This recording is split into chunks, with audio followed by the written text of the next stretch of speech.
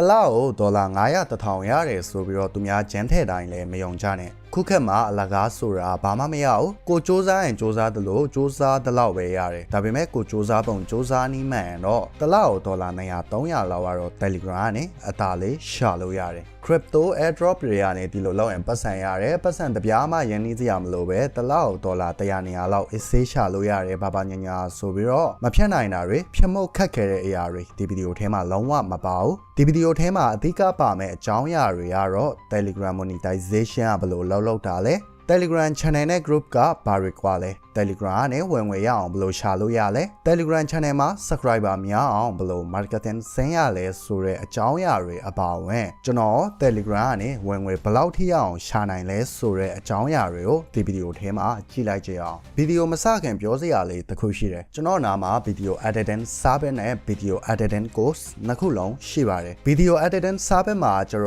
တော်ပြထားတဲ့ editing style တွေအပြင်ကိုလိုချင်တဲ့ editing ပုံစံမျိုးတိုင်ပင်ပြီးတော့လာအပ်လို့ရတယ်အဲ့လို edit တွေစားပဲအပ်ပြီးတော့မလုပ်ချင်ဘူးကိုယ်တိုင်လောက်တက်ချင်တာဆိုရင်လည်းဖုန်းနဲ့ video edit လုပ်နေ Basic to Advanced course လေးကိုလာ join လို့ရတယ် course ထဲမှာကျွန်တော်ရဲ့ video editing style တစ်မျိုးတည်းကိုသင်ရမှာမဟုတ်ဘူး video editing freelancer အလုပ်လောက်ကင်နေတဲ့တခြား editor 3ယောက်ရဲ့ editing lesson တွေကိုပါတနေရာထဲမှာလေ့လာလို့ရမှာပါအသေးစိတ်ကိုတော့ description မှာချပေးထားတဲ့ link ကနေပြီးတော့တွားကြည့်လို့ရပါတယ် Telegram မှာ public channel နဲ့ private channel ဆိုပြီးတော့ channel အမျိုးအစား2မျိုးရှိတယ်။ဒီ2မျိုးတည်းမဟုတ်သေးဘူး group ဆိုပြီးတော့ Telegram group ပါရှိသေးတယ်။ဒီ channel group 3မျိုးထဲမှာ public channel ကပဲ monetization ရပြီးတော့ကျန်တဲ့ private channel နဲ့ group ကကျတော့ monetization မရပါဘူး။ private channel ဆိုကြရ channel join channel admin ကခွင့်ပြုပေးမှ join ခွင့်ရတာဆိုတော့ private channel မှာလူအနည်းငယ်လောက်ပဲရှိမယ် public channel ကကျတော့ public ဆိုတဲ့အတိုင်းပဲ public channel ကလူရဲ့အကန့်အသတ်မရှိ join လို့ရတယ်နောက်တစ်ခုကကျတော့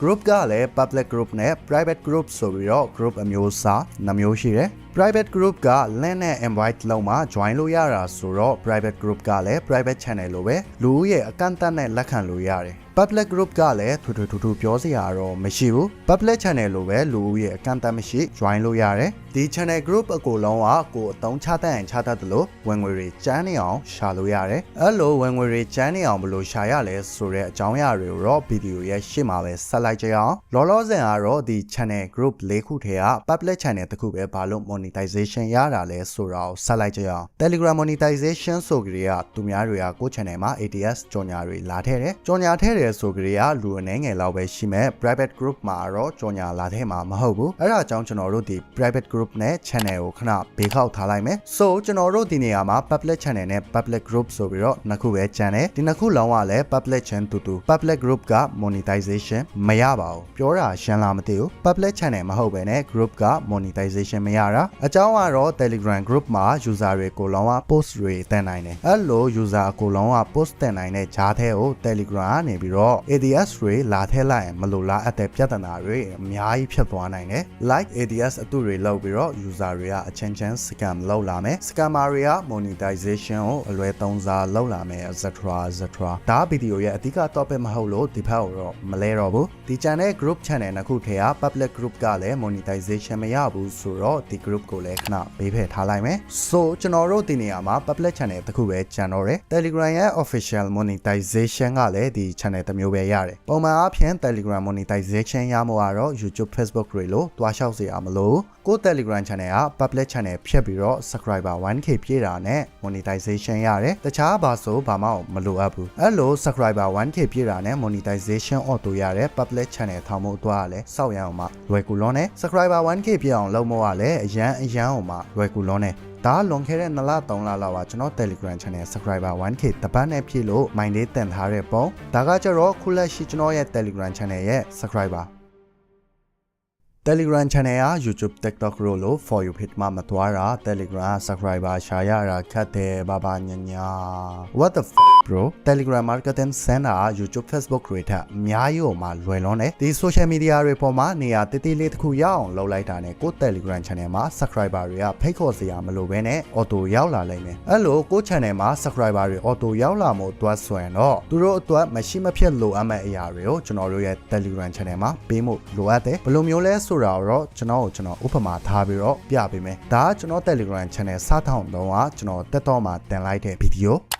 ခုတလောလူတောင်းများနေတဲ့ဒီ application land တွေကို free နဲ့ရမယ်ဆိုရင်ဟုတ်ပါတယ်ဒီ software land တွေအပြင်ကျွန်တော်ရဲ့ဒီ video မှာအသုံးပြုနေတဲ့ icon sound effect ဒါတွေတင်မဟုတ်သေးဘူး video editor တိုင်းတွက်လိုအပ်တဲ့ material ပေါင်း200ကျော် background music sound effect အကူလုံးတနေရာထဲမှာအဲ့ဗီဒီယိုတင်ပြီးတော့တပတ်ကျော်2ပတ်လောက်မှာပဲကျွန်တော် channel က subscriber 2k လောက်ရသွားတယ်အဲ့လိုနဲ့ပဲကျွန်တော်မြန်မာ font alert တွေ share ရဲ Telegram channel မှာတင်ပေးတယ်အပြင်မှာမရတဲ့ photo တွေကို AI နဲ့ generate လုပ်ပြီးတော့တင်ပေးတယ်ပြောရမယ်ဆိုရင်တော့ edit နဲ့ဆိုင်တဲ့အရာတော်တော်များများကိုကျွန်တော်ရဲ့ Telegram channel မှာတင်ပေးတယ်တက်တော့မှာဗီဒီယိုတင်တိုင်းလဲဗီဒီယိုရဲ့အဆက်ဒါမှမဟုတ်ဗီဒီယိုထဲကအရာတွေကိုကျွန်တော်ရဲ့ Telegram channel မှာတင်ပေးတယ်အဲ့ဒါနဲ့အားမရလို့ကျွန်တော်ရဲ့ video editing course ကို premier လေးလုပ်ပေးတယ်ဘယ်လိုမျိုးလဲဆိုတော့စကားမဆက်ကျွန်တော် edit ဘယ်လိုလုပ်လဲ edit မှာ AI တွေကိုဘယ်လိုတွဲတောင်းလဲဆိုတာတွေ editing tutorial တွေကျွန်တော်အရင် video edit လုပ်တော့ record တွေအားစ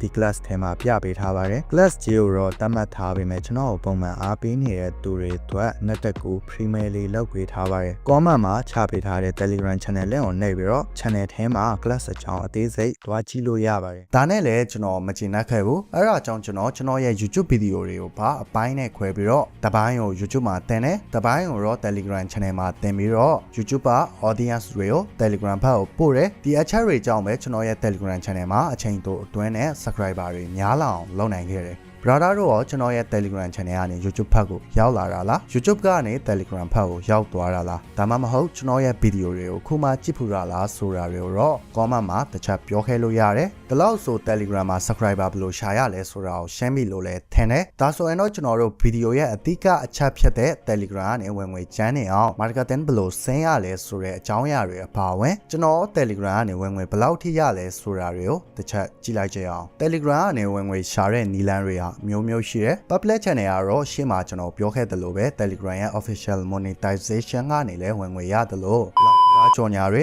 2D 3D ကြော်ညာတွေကနေလည်းဝင်ငွေတွေကျန်းနေအောင်ရတယ်လောက်ကြော်ညာတွေကိုလည်းအထင်မသေးနဲ့အောင်2D 3D ကြော်ညာတွေကိုလက်ခံရုံနဲ့တင်တစ်လောက်$900ကနေ1000ကြားရနေတဲ့ Telegram channel တွေမှာအများကြီးရှိတယ်။ကြော်ညာလက်ခံရုံနဲ့တကယ်ပဲတစ်လားအဲ့လိုဝင်ငွေကျန်းနေတာလားဆိုတာကိုသိချင်ရင်တော့ကျွန်တော်တို့ကမြန်မာနိုင်ငံရဲ့ digital advertising industry အလုပ်လုပ်ပုံကိုအရင်ဆုံးနားလည်အောင်လုပ်ထားရမယ်။ကြော်ညာရဲ့သဘောတရားအရကြော်ညာရှင်ကကိုယ့် channel မှာကြော်ညာလာရင်အဲ့ channel ရဲ့ subscriber နှုန်းနဲ့တွက်ပြီးတော့ကြော်ညာခပေးတယ်ခုလက်ရှိပေါက်စေရတော့ subscriber တရားကို3ကျပ်နှုန်းလောက်ရှိမယ်ထင်တယ်ကိုယ့် channel မှာ subscriber 30k ရှိတယ်ဆိုရင် slot ကြော်ညာ1 post လက်ခံပေးတာနဲ့ 90k လောက်ကတော့ရနေပြီ2 post လက်ခံပေးရင် 180k ဒါပေမဲ့ကြော်ညာတွေကအဲ့လို subscriber တရားကို3ချက်နှုန်းနဲ့ကို channel ကိုလပြ9ကြတယ်အဲ့လိုလပြ9တဲ့နေရာမှာလဲကိုက channel မှာကြော်ညာအပ်တဲ့လူ2ယောက်ထိကိုလက်ခံလို့ရတယ်အကြံဖြန့်တွက်ရအောင်မှာ subscriber 30k ရှိတဲ့ channel တစ်ခုမှာကြော်ညာရှင်ကကြော်ညာ post 3ခုစီလပြအပ်တယ်ပဲထား9သိန်းခွဲလောက်ကတော့အသာလေးကိုရနေပြီဒါတော့လောင်းကြော်ညာပဲရှိသေးတယ် 2D 3D ကြော်ညာတွေကမပါသေးဘူးလောင်းကြော်ညာကိုလပြယူထားလဲ 2D 3D ကြော်ညာကိုတော့တရက်စာတရက်ယူပြီးတော့လပြယူထားတဲ့ channel မှာပြန်တင်လို့ရတယ် Telegram channel ကိုတခြားလေးအချိန်ပေးပြီးတော့ run မယ်ဆိုရင်တော့ကျွန်တော်တို့ခက်မှန်းချေတောင်မှာတစ်လောက်10သိန်းဝန်းကျင်လောက်ကတော့အသာလေးကိုရှာလို့ရတယ်ဒါတော့ကျွန်တော် channel တစ်ခုစာပဲပြောရသေးတယ်ကျွန်တော်တို့ကြည့်နေကြ movie channel တွေဆိုရင် admin တယောက်ထဲက channel 10ခုလောက်ကင်ထားတာမျိုးတွေလည်းရှိတယ်အဲ channel 10ခုထဲမှာတချို့ channel တွေက 10k 20k 50k နောက်ဆုံး subscriber 100k ထိရှိတဲ့ channel တွေပါရောကင်ထားတဲ့လူတွေရှိတယ်ခဏအဲ့လိုပဲလပြ subscriber တယောက်3ကျပ်နှုန်းနဲ့ဒါမျိုး channel အများကြီးကင်တဲ့သူတွေရဲ့ဝင်ငွေဆိုရင်ဘယ်လောက်ကျန်မလဲဆိုတာကိုကိုယ်တိုင်ခန့်မှန်းကြည့်လို့ရတယ်ခန့်မှန်းချေဘယ်လောက်ထိရနိုင်လဲဆိုတာတော့ comment မှာတစ်ချက်ပြောခဲ့လို့ရတယ်အဲ့လို movie channel တွေအများကြီးကင်နေတဲ့သူတွေအတွက်ကလည်းဘာမှထွေထူးပူစရာမရှိဘူး channel အကိုလုံးမှာ channel တစ်ခုထဲမှာတင်ထားတဲ့ movie link တွေကို copy paste ထိုင်လုပ်နေအောင်နဲ့တင်အလုပ်ဖြစ်နေပြီဒါတော့ movie channel တွေအကိုလုံးဟာတိတိကျကျမပါဘူးနောက်ဆုံးအပိုင်းအနေနဲ့ကတော့ကျွန်တော် Telegram ကနေဝင်ငွေဘယ်လောက်ထိရလဲဘာလို့ပြီးတော့ဒီဝင်ငွေတွေကိုရထားတာလဲဆိုတဲ့အချက်တွေကိုကြည့်လိုက်ကြအောင်ကျွန်တော် Telegram ကနေ lifetime ရတဲ့ဝင်ငွေကတော့$900လောက်ရှိမယ်ထင်တယ်ကျွန်တော်အဝင်ငွေတွေကို Telegram monetization ကနေရထားတာမဟုတ်ဘူးကျွန်တော်ရဲ့ video editing service video editing courseသူများတွေရဲ့ video editing course တွေမှာလိုက်ပြီးတော့ကျွန်တော်ရဲ့ editing style တွေကိုရှင်းပြပေးပြီးတော့ဒီဝင်ငွေတွေကိုရထားတာ Telegram monetization ကနေလည်းဝင်ငွေမရဘူးလို့ပြောတာတော့မဟုတ်ဘူးအဲ့ကနေလည်းဝင်ငွေရတယ် Telegram monetization ကနေကျွန်တော် lifetime ဝင်ငွေ$1ရဖူးပါတယ် What?